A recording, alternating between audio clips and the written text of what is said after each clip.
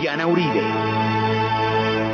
Buenas, les invitamos a los oyentes de Caracol que quieran ponerse en contacto con los programas, llamar al 245-9706, 245-9706, o escribir a los emails de auribe@hotmail.com o a la página web www.diana-uribe.com. Hoy vamos a ver la construcción de un Estado de Derecho en el salvaje oeste.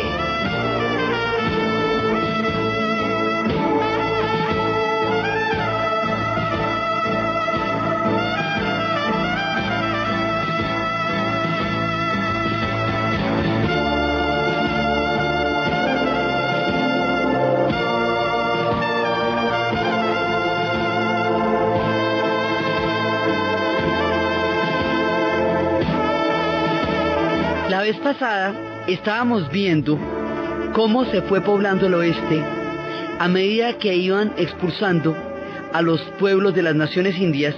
Se iba poblando el oeste, cómo se pobló primero alrededor del Pony Express, luego alrededor del telégrafo, luego van llegando los pioneros en primera instancia, tramperos de pieles, pioneros, luego van llegando los ganaderos, que es cuando acaban con las manadas de búfalos y empiezan a poner las manadas de ganado.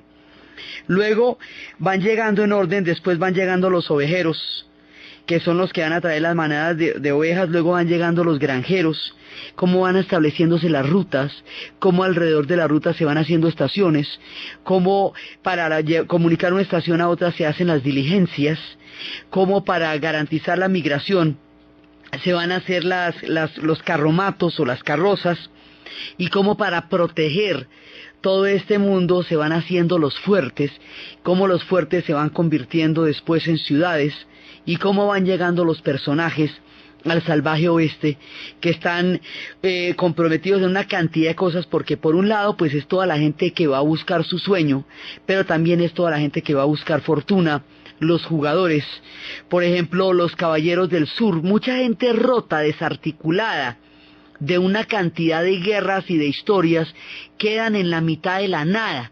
Por ejemplo, los señoritos del sur, que solamente sabían jugar póker, se acabó la guerra de secesión y se arruinó el sur.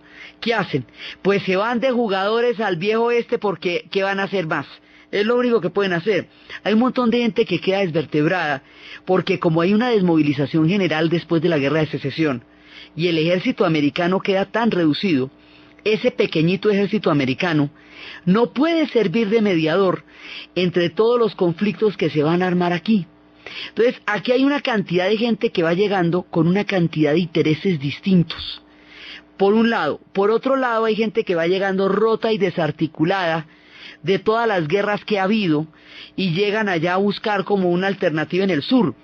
O por ejemplo, hubo un caso de un regimiento de soldados negros que después de la guerra de secesión deciden no irse para el sur, porque ellos eran sureños, porque en el sur de todas maneras eso no quedó chévere.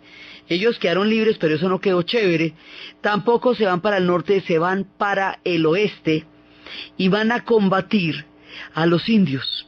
Lo cual es terriblemente triste, porque unos y otros son perdedores y oprimidos del proyecto. Entonces las comunidades indias pues son las que van a ser desalojadas para armar el oeste, y las comunidades negras fueron las que fueron llevadas allá de esclavitud, o sea que ambos son llevados del bulto, unos y otros. Entonces este regimiento es terriblemente paradójico por eso, y a ese regimiento se le conoce con el nombre de Buffalo Soldiers, soldaditos búfalos, y por esta paradoja de la situación, que pone a este grupo de excluidos a pelear contra otros excluidos por un proyecto que no es de los unos ni es de los otros, sino es de los blancos, es que Bob Marley escribiría en la segunda mitad del siglo XX, en los 70s, una canción que se llama justamente así, Buffalo Soldier, hablándole al soldadito búfalo cuál es el cuento ahí, qué es lo que está haciendo, y ya proyectada al futuro le dicen: si usted supiera de dónde viene y cuál es su historia, no me pediría papeles a mí y no me preguntaría de dónde vengo, porque entendería qué es lo que usted estaba haciendo ahí. Entonces hablaba del soldadito búfalo en la guerra por América, que fue robado del África y fue llevado allá en una circunstancia muy dramática para una guerra que nunca es de él.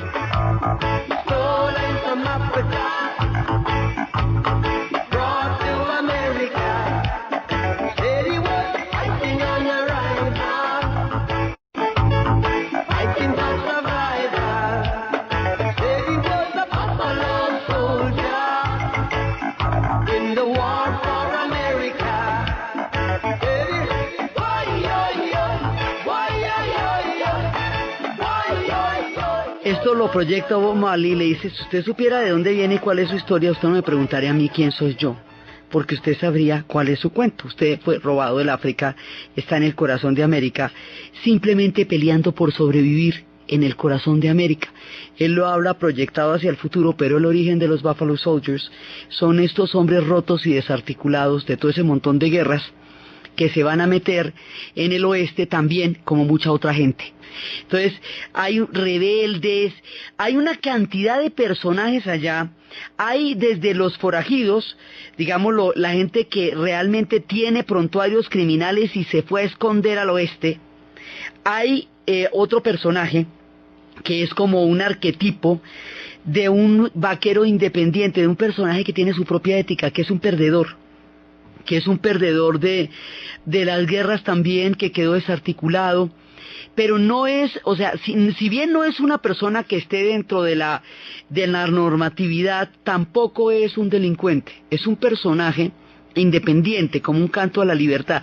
Este tipo de personajes es muy importante, son importantísimos, porque de ahí van a salir en el futuro los detectives privados o los periodistas independientes. Es este solitario que sigue sus propias reglas, este personaje que muchas veces representó, por ejemplo, el que va a representar Clint Eastwood en el fugitivo Josie Wales, que es un personaje que le borran la familia y el hombre queda desarraigado y va con un grupo de gente más perdedora que nadie hacia un territorio comanche de un pueblo que también desaparece, y él va con un indio que era el último de las naciones civilizadas que se rindió, con una viejita toda racista de Kansas que le acabaron la familia, con un perro que no sirve para nada, combo ahí, mejor dicho, llevaos. Todos van hacia el territorio comanche a ver como si allá se les mejora la suerte. Ese tipo de personajes que Clint Eastwood va a protagonizar en muchas ocasiones representan a este pistolero con ética que va buscando su propia medida de la vida en un mundo donde él no tiene cabida en ninguna parte. A ese tipo de personajes le van a cantar en el futuro, le va a cantar gente como Johnny Cash, que él mismo se representa con ese personaje, y en el futuro le cantará gente como Bob Dylan y Bruce Springsteen, a estos solitarios perdedores que de alguna manera cruzaron la línea.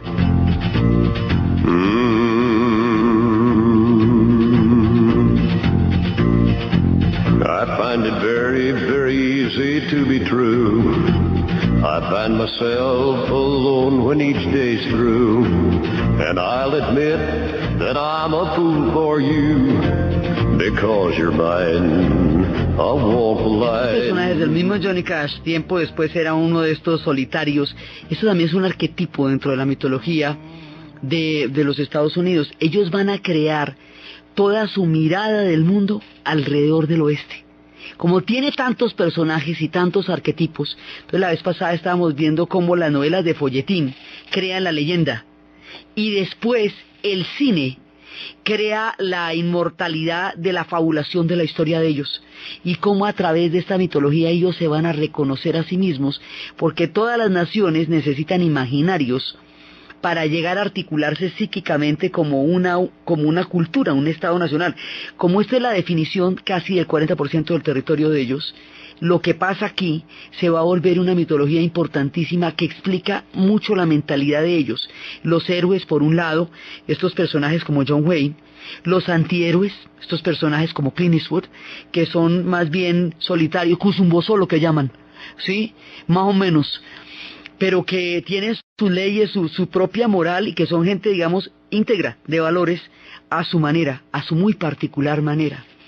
Entonces, aquí se van formando una cantidad de cosas, porque se van creando un montón de mundos. Una vez que las naciones indias hayan sido deprivadas, robadas, desalojadas de estas tierras por medio de las guerras, los blancos que van a estar poblando estas tierras no se van a poner de acuerdo para la foto. Ellos se reconocían como blancos en tanto identidad, digamos, racial, frente a las comunidades indias, a lo que ellos llamaban el piel roja, o frente a los mexicanos. Pero frente a sí mismos, cada uno tiene un cuento diferente. Entonces los primeros que van llegando son los buscadores de oro, de pieles primero, luego los mineros, los buscadores de oro, que están buscando vetas de oro, y eso hay cualquier cantidad de leyendas de personajes que encontraron una veta y cuando volvieron por ella nunca la volvieron a encontrar, por la grandeza y la vastedad de esos territorios, y que eran absolutamente despiadados. Después de ellos vienen los ganaderos. Los ganaderos son los que van a poner las vacas donde antes estaban los bisontes. Esos ganaderos van a tener que trastear, como habíamos dicho, las reses por un territorio inmensamente grande hasta llegar al punto donde las van a vender, donde están los compradores del ganado. Cuando lleguen allá y les den el billete, después de haber pasado meses arreando las vacas, cuidándolas de los cuatreros, de los abigeos, de los ataques, de todo lo que hay que cuidar un ganado que se va a atravesar casi un continente, cuando les dan el billete se vuelven locos y llegan a los pueblos y llegan a las cantinas y, mejor dicho, ahí arman la mástena y eso se agarran a bala y eso llegan por las mujeres y a beber whisky. Esos personajes se vuelven un problema muy serio en los pueblos, porque a ver, póngase a pensar que usted esté tranquilo en su casa y llega el combo de los que les acaban de pagar el billete por el ganado, meses en el monte, por meses en la llanura sin haber visto una mujer para un remedio. Acuérdense que las mujeres están escasas en esta parte del relato. Entonces llegan como enloquecidos, como mejor dicho, a acabar con todo. Entonces es necesario que el pueblo se defienda de estas manadas de vaqueros salvajes, y se van y se consiguen otro salvaje de esos, pero del lado del pueblo, al que vamos a llamar el sheriff, y se le pone la estrella. El hombre tiene que ser una bestia como ellos para poderlos combatir, o sea, no puede ser un delicado. Sí, y van y lo levantan así del mismo corte de ellos, pero del lado del pueblo. Entonces empiezan a tratar de ponerle algún límite. Por ejemplo, la primera pelea es para que dejen las armas afuera y no entren a la cantina armados. Por lo menos, digamos, para evitarse pues la balacera en la mitad de la cantina. Entonces aquí vamos a tener una cantidad de problemas. Los ganaderos, por un lado, tienen este comportamiento, son los vaqueros, los arquetípicos del oeste. Luego van a llegar los ovejeros. Los ganaderos dicen que los ovejeros se les comen todas las ovejas, se les comen los pastos que son para el ganado. Dicen que arruinan los pastos que son para el ganado. Luego los ovejeros llegaron después y esta gente les hace la guerra. Y después de los ovejeros llegan los granjeros, que son los que van a arar la tierra. Tanto a los ganaderos como a los ovejeros, como a los mineros, les parece increíble que vayan a llegar los granjeros, porque ¿cómo les ocurre cultivar la tierra cuando lo que se puede es utilizarla como pradera libre? Les parece que son unos aplastaterrones, pero la tierra era el sueño por el que se habían venido desde Irlanda. Entonces, esto era una cosa, digamos, el verdadero sueño era la tierra. Así que los intereses de todo este combo van a ser completamente distintos y contradictorios. Estos granjeros, que a la final van a ganar al final de todo, son los Ingalls, los que van a llegar allá en la casita en la pradera, con Laura y con Mary, y que van a estar en esa cabañita y todo, esos son los Ingalls.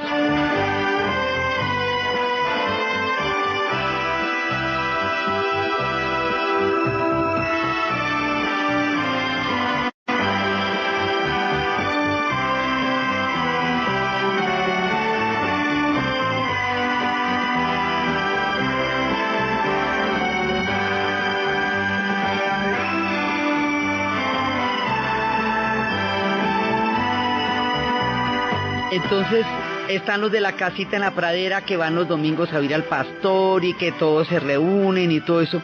Esta gente se va a tener que enfrentar a los otros que no aceptan su presencia, porque cada uno de estos grupos tiene intereses opuestos y eventualmente cada uno de estos grupos va a conformar a grupos armados para defender sus intereses, ya sea para imponerlos, ya sea para defender los suyos. Entonces los pequeños pueblos se necesitan un sheriff para defenderlos de los ganaderos. Los ganaderos tienen la pistola para darse bala con los ovejeros. Los ganaderos y los ovejeros se dan bala con los mineros y se va a dar bala todo el mundo con todo el mundo porque todo el mundo está armado. Entonces se forman una serie de bandas. Aparte, por supuesto, de los asaltantes de bancos, ¿no? Esos dejémoslos ahí. Tranquilamente que esos vienen de la época de Jesse James y Cole Younger, que estábamos hablando en el programa pasado. Gente desalojada del sur, que perdieron todo y se dedican a asaltar los bancos. Entonces, bueno, aparte de los forajidos, la gente que está aquí está intentando hacer valer por el revólver, por la ley del revólver, sus intereses de gremio o de grupo.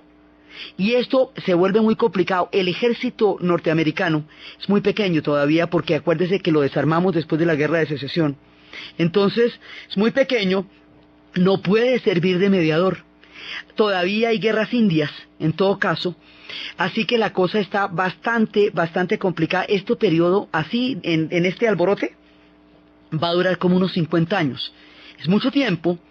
Y por eso es que se va a convertir en una idea de que el oeste es un caos, pues porque cada uno está imponiendo por la ley de revólver en un mundo roto y fracturado, porque al sacar a las naciones indias de ahí, esto queda convertido en un mundo roto.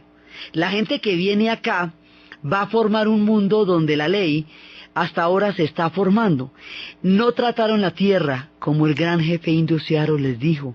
No la quisieron como él la había amado, porque cada uno la quería para una cosa diferente y todo el mundo va a hacer valer sus intereses por medio de la fuerza.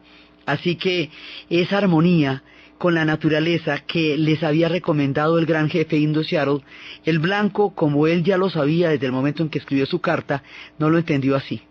No fue así como se relacionaron con esta tierra. Esto fue a bala. Y fue todo el mundo buscando la manera de que su gremio y su intención y sus intereses se pudieran hacer valer sobre los demás. Entonces, esto forma parte de un proyecto mucho más grande, que es hacer un país que se llama Estados Unidos. Entonces, aquí el tema es el siguiente. Primero, se creó el Estado de Derecho, que era la formación de las 13 colonias después de la independencia para convertirse en estados, para hacer la separación de poderes, para hacer el parlamento, para votar, para distinguir la autonomía de un estado del otro y ponerse de acuerdo en todo ese montón de puntos que habíamos visto de la conformación de la nación americana. Luego había que ponerse de acuerdo con los del sur. Entonces se dio la guerra de secesión. Después de la guerra de secesión va a haber un tratado en el cual, pues, ahí más o menos al oeste porque el sur pierde, pero se ponen de acuerdo para hacer un país y terminan haciendo un país. Y el tema del sur queda por lo menos arreglado, no que digamos solucionado, pero queda arreglado. Entonces ya tenemos la primera frontera de las 13 colonias con el sur, ahora ya tenemos el norte y el sur. Este proyecto de Estado Nacional hay que llevarlo al oeste. El oeste es el 40% del territorio de los Estados Unidos. Así que es un territorio muy grande y vamos a llevar aquí la ley. Porque con la ley es que se hace el Estado de Derecho. Pero ¿cómo vamos a llevar la ley si esto es una balacera, manga por hombro, cada uno con un grupo armado, tratando de imponerse sobre los otros? He ahí el cuento. Entonces, como no existe un ejército que pueda intervenir de una manera eficaz para poner orden en esta marabunta que está convertido el oeste, las comunidades mismas tienen que solucionar sus problemas a partir de acuerdos básicos entre ellas y por póngale un número a eso es complicadísimo ponernos de acuerdo. Cada uno tiene una idea diferente. Por ejemplo, hay una película como El juez del patíbulo, que es con Paul Newman, una maravilla de película. Un tipo va a hacer un pueblo y le dice, ¿y cómo vas a fundar el pueblo? Dice, yo lo voy a fundar con una Biblia y un látigo. Y a ver, que me digan a ver. Y el personaje con 4 gatos, 3 prostitutas, funda un pueblo. Y es la historia de cómo él se va volviendo el juez de ese pueblo y cómo se va creando toda una población, y él tiene un amor ideal por Texas y por Miss Lily, y va contando con el tiempo las prostitutas se vuelven decentes, se vuelven del ejército de salvación y entonces se la montan a las otras prostitutas que llegan después, y es toda la historia de cómo se va desarrollando este pueblo. Entonces estamos creando pueblos que tienen que organizarse con leyes. Y esto es un proceso muy complejo. Entonces, por ejemplo, hay una película que se llama Cuelguen los alto, Hang Them High. Es una historia de un vaquero que lo van a colgar, los 4 hombres lo van a linchar, pero no lo matan, sino que lo dejan colgando. Él sobrevive. Cuando él sobrevive, él no quiere la venganza porque trata de pensar de otra manera. Él quiere que estos hombres sean llevados a juicio. Y todo el mundo los quiere linchar. Y dice, pero ¿cuál es el problema, man? Hacemos el patíbulo y los ahorcamos y se acabó. No, venga, entiéndame, yo no quiero una venganza personal. Yo quiero que haya un debido proceso para que a esta gente la juzguen y la ejecuten porque ha quebrado la ley. No porque yo me ponga más bravo que ellos y los cuelgue yo primero. ¿Sí me entiende la diferencia? He ahí el tema de cómo crear un Estado de Derecho en el oeste. Empezar, porque esto se resolvía con linchamientos, o se resolvía por las vías de hecho. Todo el mundo administraba justicia por su propia mano. Cada cual se vengaba de quien tenía que vengarse como le parecía que tenía que vengarse. Entonces, ¿cómo le parece a usted esto? Todo el mundo vengándose, todo el mundo armado, todo el mundo con pequeños ejércitos, todo el mundo llevando la justicia por su mano. Mientras tanto avanzando el proyecto de un Estado de Derecho. Ahora, ¿para qué necesitan serlo? Es que resulta que si usted tiene un determinado número de gente y usted puede decir que el imperio de la ley es obedecido en ese territorio, usted deja de ser un territorio para convertirse en un Estado. Y en la medida en que se convierta en un Estado, usted forma parte de la Unión. Entonces sí hay gente interesada en hacer esto. La sola conversión de los estados es un complique muy grande porque los granjeros quieren que se tracen líneas que conviertan a estos territorios en estados, porque eso les garantiza a ellos la protección de la tierra al formar parte de un estado de la Unión. Pero los ganaderos no quieren que haya estados porque eso interrumpe la libre circulación del ganado, y los alambres de púas que van a poner los granjeros hacen que el ganado no pueda ir por donde mejor quiera. Entonces se oponen a los intereses de los granjeros, y por eso cuando se hacen las votaciones hay una película que se llama El hombre que mató a Liberty Balance, y el hombre que mató a Liberty Balance pues evidentemente es John Wayne, y Liberty Balance pues evidentemente es Lee Marvin, que es de malo, que hace de malo en todos lados. Lee Marvin es un pistolero pagado por los ganaderos para sembrar el terror entre los granjeros, para que no haya la votación suficiente, para que no pase una línea de Estado por ahí. Y llega a látigo, y cuando están intentando crear una votación, el hombre llega con un látigo a intimidar a la gente para que no vote, para que no interrumpa los intereses del ganado libre y del pastaje libre que necesitan los ganaderos.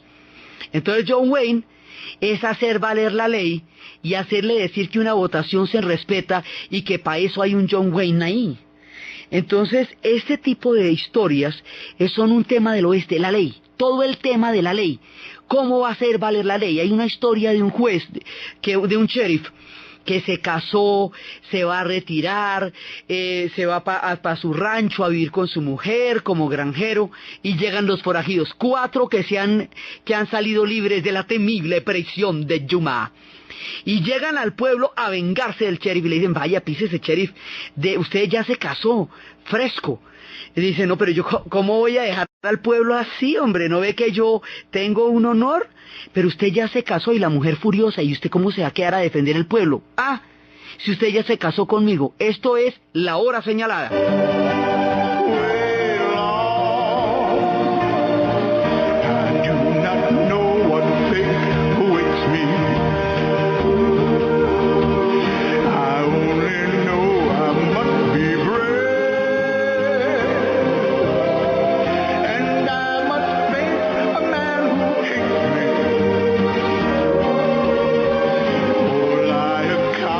Mira, no me juzgues, yo tengo que enfrentar a un hombre que me ha odiado y yo tengo que enfrentarlo y mi honor está ahí y yo no puedo dejar al pueblo de esa manera. El tipo se enfrenta, termina venciendo a los pistoleros y de esa forma logra salvar el honor del pueblo. Esa es la versión buena, la chévere. Pero hay una versión perversa que también sucedía, en la cual el sheriff tiene que defenderse con la población, o sea, la población tiene que apoyar al sheriff, porque muchas veces el hombre solo no puede contra la banda de forajidos. Así que hay una versión en la cual todo el pueblo se esconde. Los forajidos cogen al sheriff y lo encienden a latigazos y lo matan. Y luego el sheriff viene convertido en un fantasma para aterrorizar al pueblo. Se llama el jinete pálido, el jinete muerto, y es con Clint Eastwood también, y es un personaje que se les empieza a aparecer a todos, y a cada uno se le va mostrando y se van dando cuenta cómo ellos lo dejaron a él solo para que lo mataran los forajidos, y él se enfrentó a los forajidos precisamente para defender al pueblo. Eso también pasaba. Entonces, aquí hay muchos duelos del oeste, es por este tipo de cosas. El famoso duelo del Corral OK es un jugador que es Doc Holliday y su amigo Wyatt Earp. Y ellos dos, Doc Holliday y Wyatt Earp, van a protagonizar uno de los duelos más famosos en toda la mitología del oeste, enfrentados con otro grupo que viene a agredirlos y agredir al pueblo, y eso se llama el duelo del Corral OK. Es uno de los más famosos. Doc ha licenciado a una prostituta de la cantina, fue por ella, la sacó, la llevó como granjera y la pensionó de ahí en adelante, y ahora vienen en el duelo del Corral OK. Entonces los duelos se van a producir porque se está intentando de alguna manera dirimir las diferencias, pero la idea es que el tema de la ley nos tiene que llevar a que la gente acoja todo este tipo de situaciones y de otra manera se presente. Entonces, la idea es llegar a que todo esto se conforme en una nación. Pero como les digo, como no hay ejército, entonces, en la medida en que no hay ejército, la gente tiene que llegar a eso por su propia convicción. Así que salen una serie de personajes que quieren hacer valer la ley, como el sheriff y como el personaje que quiere que los procesen. Ese es otro de los temas del oeste. Ese corresponde ya a la parte en donde se está intentando crear un Estado de Derecho. Entonces los blancos, una vez que terminan las guerras con los indios, se agarran todos entre sí. Y una vez que se agarran todos entre sí, hay que ponerle orden a eso, pero el orden solamente puede provenir de ellos mismos. Y ahí está, digamos, el quid de que esto se vuelva un país o siga siendo un territorio salvaje, comandado por hombres armados, haciendo valer intereses particulares, resolviendo todas las cosas a través de la muerte y el exterminio del otro. O eso se queda de ese tamaño, o eso se vuelve un país. Es el dilema del oeste. Eso es básicamente el dilema del oeste y lo que se intenta hacer, porque los blancos, como no comparten nada, lo decía el indio Seattle, no pueden compartir la tierra, lo que hacen es pelearse por ella todo el tiempo. Entonces aquí hay que darle a cada persona un lugar, que los ganaderos tengan su ganado, que los ovejeros tengan sus ovejas y que los granjeros tengan su tierra, pero que todo el mundo respete los pactos del otro y obedezca la ley y se pongan de acuerdo para sacar esto adelante. Entonces hemos visto cómo cada invento, digamos, cada nuevo invento y cada nueva etapa va acabando con la anterior. Habíamos visto cómo el telégrafo va a acabar con el Pony Express, cómo el ferrocarril va a acabar con las grandes manadas de ganado, porque es que es mucho más fácil meterlas en el tren. Al principio era que les tocaba caminar todo eso para llegar hasta el punto donde pudieran hacer las transacciones, que hubiera ferrocarriles. Cuando se hace el ferrocarril, se acaban las manadas de ganado que atravesaban todo el territorio. Así, cada momento distinto de la historia va a terminar con una etapa del oeste. O sea, el oeste son muchas etapas y, como les digo, se las muestran a uno todas en todas las películas al tiempo. Y entonces por eso es que uno no se imagina por qué le aparece el pony, la diligencia, el ferrocarril. Al mismo tiempo, esto todo tiene una secuencia en la que pasa. Hasta que finalmente, cuando llegue el automóvil, se va a acabar el mundo de los pistoleros, porque una vez que se sustituya al caballo, va a morir el vaquero.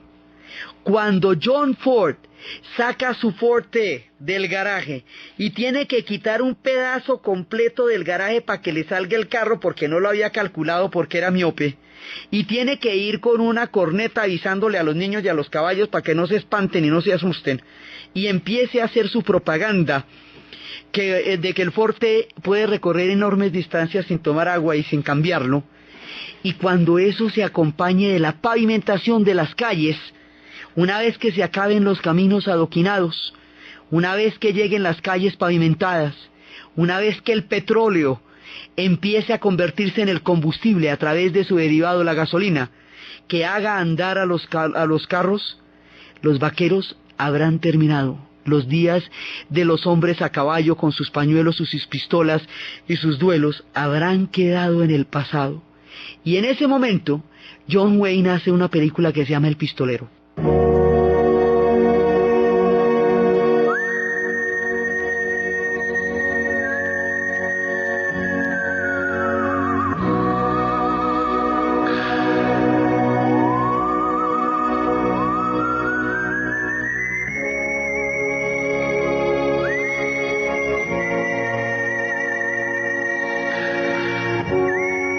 Van pasando muchas cosas a la vez. Se van creando los estados en la medida en que se logran los números de población suficientes y se logra de alguna manera imponer la ley, no solamente sobre la población, sino sobre esa cantidad de gente desarticulada, eso que les contaba que eran los jugadores, que había los boneros, había los vendedores de tónicos que andaban vendiendo tónico para la calvicie convertido a base de petróleo.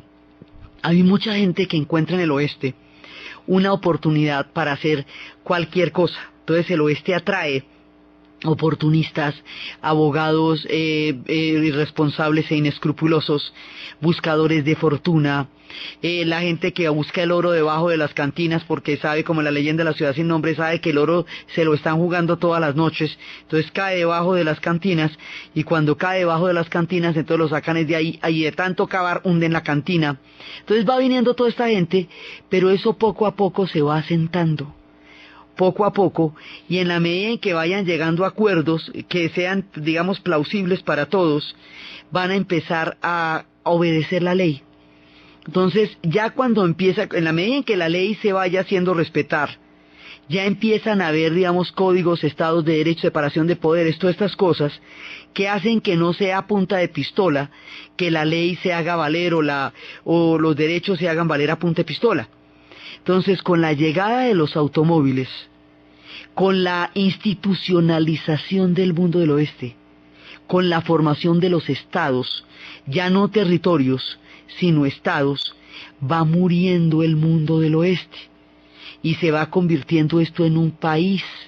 Entonces, en ese tiempo, la película de John Wayne trata de la historia de un pistolero cuando ya están los automóviles. El pistolero se convierte en una reliquia. Le quieren hacer una entrevista para el periódico. Las mujeres que él tuvo quieren vender las biografías de él para ganar billete con eso. Los escritores de folletín lo andan observando para convertirlo en leyenda de lo que luego va a ser el cine. Los automóviles lo espantan. Los caballos ya no se ven. Las calles empiezan a ser asfaltadas. El mundo él ya no lo reconoce. El petróleo está empezando a bombearse. Está totalmente desadaptado. Su tiempo ha terminado. No solamente terminó el tiempo de las naciones indias, también terminó el tiempo de los vaqueros. Y terminó en general el tiempo del oeste. O sea, todo esto se acabó en la medida en que eso se fue volviendo un país.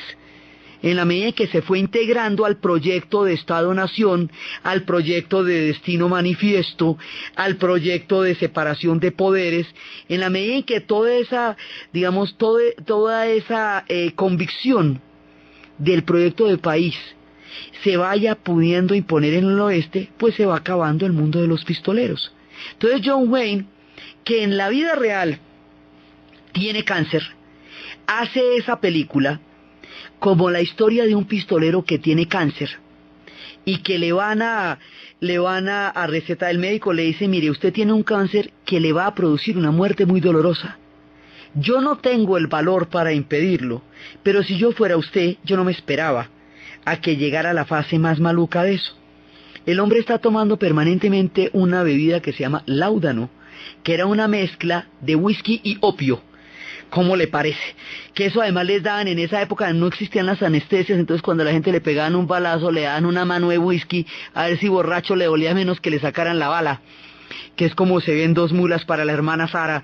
Entonces, en El Pistolero, el hombre decide, con otro pistolero que era su archienemigo, y que también está llevado, que también se quedó atrás, que su mundo ya es una reliquia, se convierten como en dinosaurios de una época extinta, andan por el pueblo como si estuvieran disfrazados de un tiempo que ya no se ve, los niños lo miran como una rareza.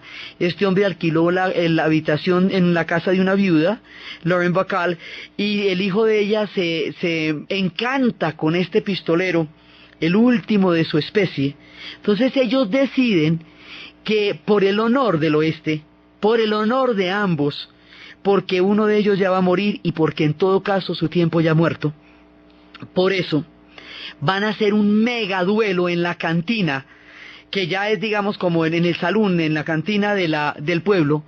Se van a armar un duelo como solían ser los duelos en las épocas de Wyatt Earp, y en las épocas de Pat Garrett, y en las épocas de Billy the Kid, en todo ese tiempo, para morir dignamente como debería haber muerto un vaquero en el oeste.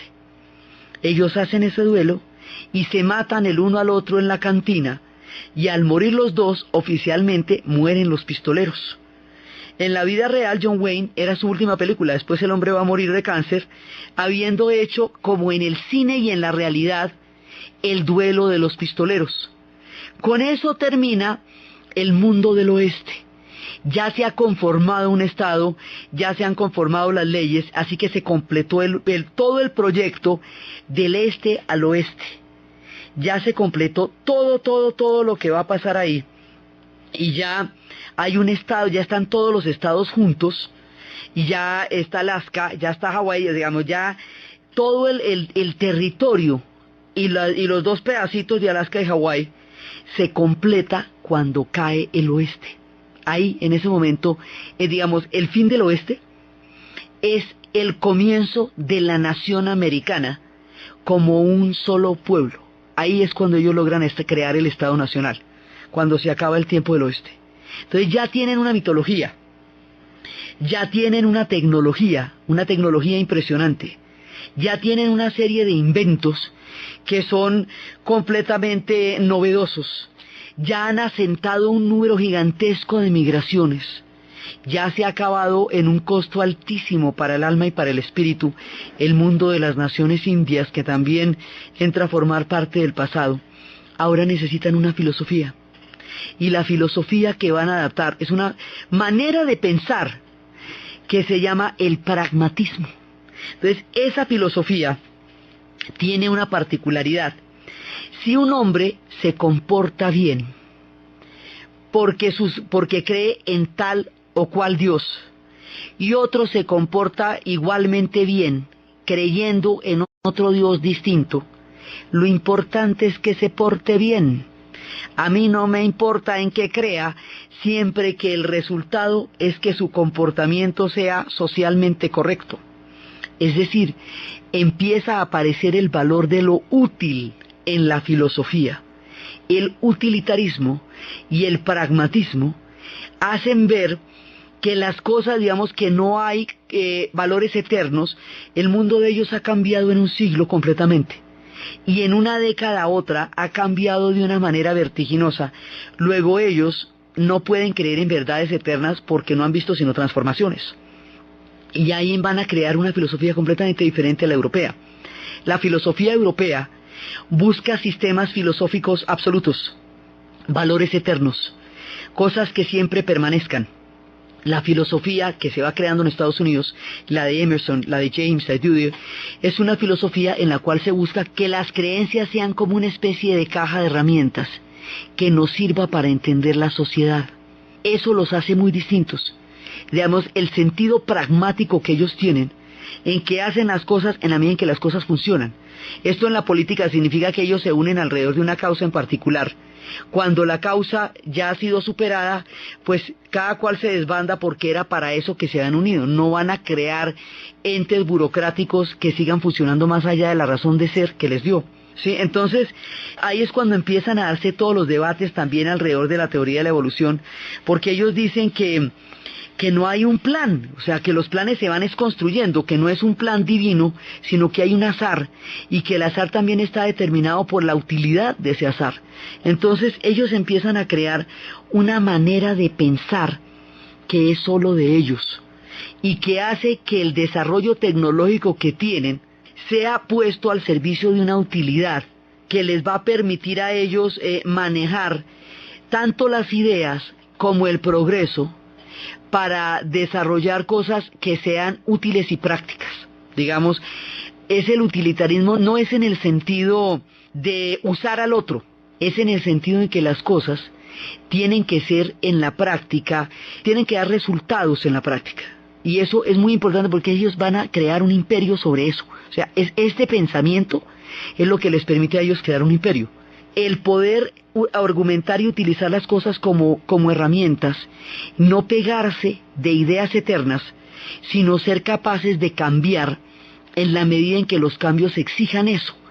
Es tan grande la transformación que ellos han tenido, tan rápido lo que ha pasado, que se desarrolla un pensamiento filosófico acorde a las transformaciones que se han dado en ese pedazo del siglo, y eso les va a permitir llegar a un punto donde con el progreso, con todo lo que ha pasado, con la luz, con todos esos inventos, ellos empiezan a estar listos para recibir una etapa completamente distinta de la historia. Una etapa que es donde el resultado de todos estos conflictos y la unidad y la consolidación como país que ellos consiguieron a partir de eso, les va a empezar a ganar una posición dentro del planeta Tierra. Es un momento en que ellos empiezan a dejar de ser autorreferenciales y van a empezar a mirar el mundo que hay alrededor. Cuando eso pasa, va a entrar una etapa que se llamará el siglo XX. Y en el siglo XX, ellos van a tener un papel absolutamente protagónico. Entonces, la manera como ellos terminan este siglo, el conjunto de cosas que han encontrado para hacerlo posible, y la forma como eso los lleva a las puertas del siglo XX, es lo que vamos a ver en el siguiente programa. Entonces, desde los espacios de los pistoleros, desde los ganaderos y los ovejeros con sus disputas acerca de la tierra, las alambradas de púas, los duelos en los corrales, los sheriff tratando de defender los pueblos, los párrocos, los jugadores, los oportunistas, la hojarasca, las manadas de ganado, los vaqueros enloquecidos, toda esa cantidad de personajes que poblaron esta mitología que va a crear un importantísimo imaginario en la construcción de esta nación, en la narración Diana Uribe, en la producción José Rodríguez, y para ustedes feliz fin de semana.